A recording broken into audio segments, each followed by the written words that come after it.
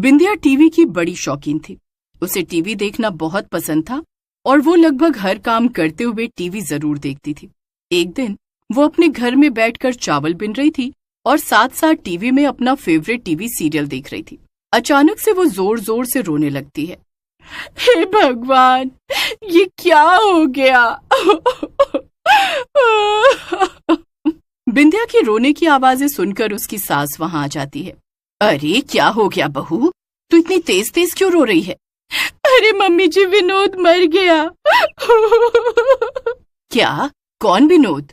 अरे मम्मी जी, रेखा का पति विनोद। बिंदिया की सास ये सब सुनकर कुछ भी समझ नहीं पाती है, पर तभी उसकी नजर टीवी पर पड़ती है। क्या बिंदिया, कहीं तू ये टीवी सीरियल की बात तो नहीं कर रही? हाँ मम्मी जी, मैं इसी की बात कर रही हूँ। हे भगवान बिंदिया, तूने तो मुझे डरा ही दिया था। अब बस बहुत हो गया, बंद करो ये टीवी और खाना बनाओ जाकर, रिंकू घर आता ही होगा। जैसे ही बिंदिया की सास ये कहती है, बिंदिया का पति रिंकू वहां आ जाता है। बिंदिया की सास रिंकू को सब कुछ बता देती है। मैं तो इसकी टीवी से खुद परेशान हूँ माँ, जब देखो तब ये टीवी में ही लगी रहती है। अब बस बहुत हो गया, इस बार जब टीवी का रिचार्ज खत्म हो जाएगा तब मैं इसमें दोबारा रिचार्ज भी नहीं करवाऊंगा। अब ये बेमतलब का खर्चा और नहीं बढ़ाऊंगा और अब से इसके ड्रामे भी नहीं देखूंगा। अरे तुम कैसी बातें कर रहे हो? बिना टीवी के मैं दिन भर घर पर क्या करूंगी? नहीं नहीं, प्लीज ऐसा मत करो। लेकिन रिंकू और बिंदिया की सास बिंदिया की एक भी बात नहीं सुनते और अपने अपने काम में लग जाते हैं। अगले ही दिन टीवी का रिचार्ज खत्म हो जाता है और अब थोड़ी ही देर में बिंदिया परेशान हो गई थी। रिंकू अपने ऑफिस चला गया था और बिंदिया की सास अपने कमरे में सो रही थी। अरे अब मैं क्या करूं, मेरे पास तो करने को कुछ भी नहीं है। मम्मी जी भी सो रही हैं। हाँ, एक काम करती हूँ, कहीं बाहर घूम कर आती हूँ या फिर पड़ोस वाली मीना के घर चली जाती हूँ। वो भी इस वक्त मेरा फेवरेट सीरियल ही देख रही होगी। बिंदिया घर बंद करके मीना के घर चली जाती है, मगर वो देखती है कि मीना के घर पर ताला लगा हुआ था। अब उसे कुछ भी समझ नहीं आ रहा था कि वो क्या करे। वो वापस गुस्से में अपने घर आ जाती है। मेरा इतनी दूर जाना बेकार ही हो गया, मैं तो टीवी देख ही नहीं पाई। ऐसे ही कई दिन बीत जाते हैं, मगर रिंकू टीवी में रिचार्ज नहीं करवाता, जबकि बिंदिया उससे कई बार रिचार्ज करवाने को बोलती है। एक दिन बिंदिया तंग आकर गुस्से में अपने मायके जाने का ठान लेती है। अब बस बहुत हो गया, अब तो मैं जा रही हूँ। अब जब तक रिंकू जी टीवी में रिचार्ज नहीं करवाएंगे मैं वापस नहीं आऊंगी। हाँ, एक काम करती हूँ, एक कागज में ये लिखकर चली जाती हूँ कि मैं गुस्सा हूँ और अपने मायके जा रही हूँ। बिंदिया एक कागज पर ये सब लिख देती है और उसे वहीं टेबल पर छोड़कर अपना सामान उठा लेती है। उसकी सास आज भी अपने कमरे में सो रही थी। बिंदिया अपना सामान उठाकर पैदल पैदल चल देती है। उसका घर ज्यादा दूर नहीं था, मगर बीच में रास्ता काफी सुनसान था। ये रास्ता हमेशा की तरह आज भी सुनसान है, मगर आज धूप कितनी तेज है, कहीं मैं चक्कर खाकर गिर न जाऊं। तभी अचानक से बिंदिया को सच में चक्कर आ जाता है और वो बीच रास्ते में ही बेहोश हो जाती है। जब उसकी आंख खुलती है तब वो देखती है कि वो एक घर के किसी अंधेरे से कमरे में पड़ी थी और उसके हाथ पैर बंधे हुए थे। अरे ये क्या हो गया? ये मैं कहाँ गई? ये तो मैं बड़ी मुसीबत में पड़ गई। लगता है किसी ने मुझे किडनैप कर लिया है। पर तभी बिंदिया की नजर उस कमरे के दरवाजे पर पड़ती है, जो कि हल्का सा खुला था और बाहर से हल्की हल्की रोशनी आ रही थी। इतना ही नहीं, अचानक से एक डरावनी सी हंसने की आवाज भी आने लगती है। हे भगवान, ये तो बड़ी डरावनी आवाज है। ये आवाज तो बिल्कुल किसी डरावनी डायन या चुड़ैल की आवाज लग रही है। कहीं ये सच में तो कोई चुड़ैल नहीं? ये सोचकर बिंदिया रोने लगती है। वो किसी तरह अपने हाथों में बंधी हुई रस्सी को खोलती है और फिर धीमे से वो दरवाजे की तरफ जाकर बाहर झांकने लगती है। बाहर का नजारा देखकर बिंदिया के होश उड़ जाते हैं।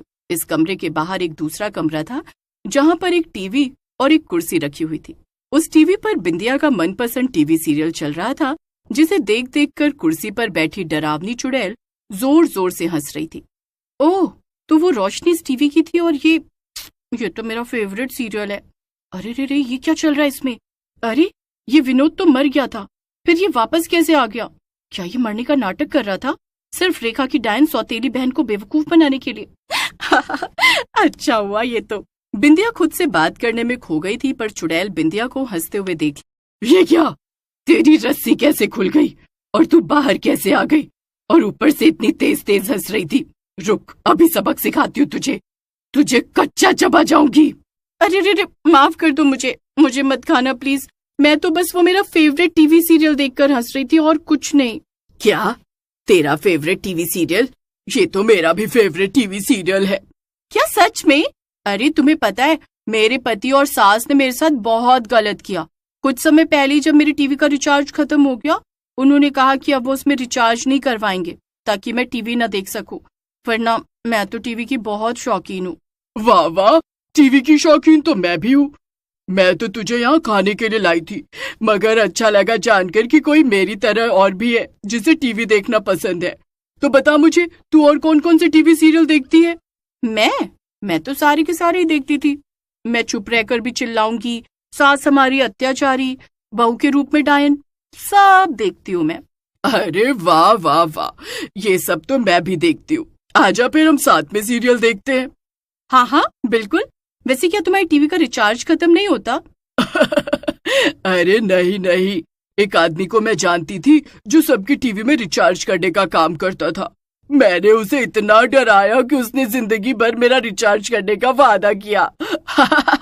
अब मैं आराम से हमेशा टीवी देखूंगी, और अगर वो आदमी मर गया तो उसके बच्चों को भी डराकर उनसे भी रिचार्ज कराऊंगी।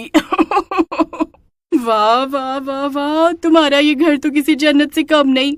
हमेशा के लिए टीवी, वो भी एकदम मुफ्त। अरे मेरा पति तो बड़ा ही बेकार है। मेरी सास के कहने पर उसने मेरे साथ कितना बुरा किया, पर अब तो तुम मुझे मिल गई हो। अब हम दोनों साथ में टीवी देखेंगे हमेशा। हाँ हाँ क्यों नहीं। बिंदिया और चुड़ैल साथ में टीवी देखने लगते हैं। बिंदिया को लग रहा था कि उस चुड़ैल के रूप में उसे एक अच्छी दोस्त मिल गई है जो हमेशा अपने साथ उसे टीवी दिखाएगी, मगर वो ये नहीं जानती थी कि चुड़ैल कितनी ज्यादा खतरनाक है और वो कभी भी गुस्से में उसे खा सकती है। दोनों साथ में बैठकर टीवी देखने लगती हैं। उधर रिंकू को जब बिंदिया की छोड़ी हुई चिट्ठी मिलती है तो वो बहुत दुखी हो जाता है और बिंदिया के मायके में फोन करता है, मगर उसे पता चलता है कि बिंदिया अब तक अपने मायके पहुंची ही नहीं है। हे भगवान, माँ पता नहीं ये बिंदिया कहाँ चली गई। मैं अभी जाता हूँ और रास्ते में उसे ढूंढता हूँ। वो अब तक अपने मायके भी नहीं पहुंची है, जबकि उसका घर यहाँ से ज्यादा दूर भी नहीं है। हाँ हाँ ठीक है बेटा, जाओ और जल्दी से बिंदिया को लेकर वापस आओ। रिंकू बिंदिया को ढूंढने निकल जाता है।